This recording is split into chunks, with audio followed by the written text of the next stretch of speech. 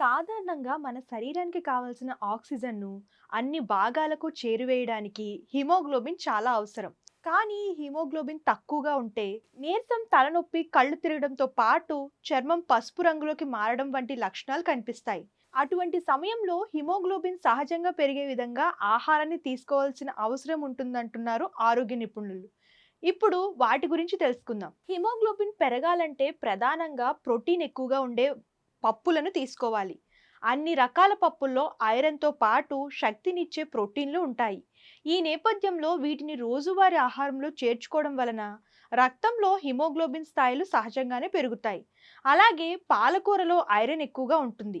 ఇది రక్తహీనత సమస్యతో బాధపడే వారికి చాలా మంచి ఆహారం అని చెప్పుకోవచ్చు.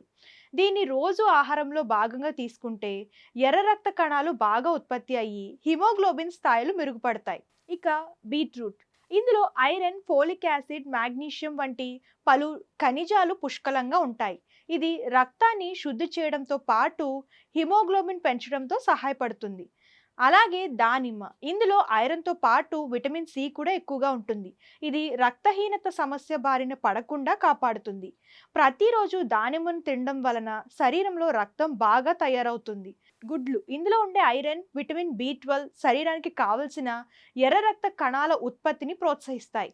ఆ తరువాత శనగలు, ఇందులో ఐరన్, ప్రోటీన్, ఫైబర్ వంటి ముఖ్యమైన పోషకాలు ఉంటాయి. ఇవి రక్తాన్ని బలోపేతం చేయడంలో సహాయపడతాయి.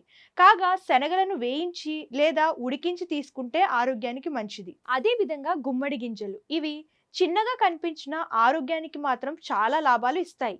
వీటిలో ఉండే ఐరన్, మెగ్నీషియం, జింక్ వంటి ఖనిజాలు హిమోగ్లోబిన్ను సహజంగా పెంచడంలో కీలక పాత్ర పోషిస్తాయి.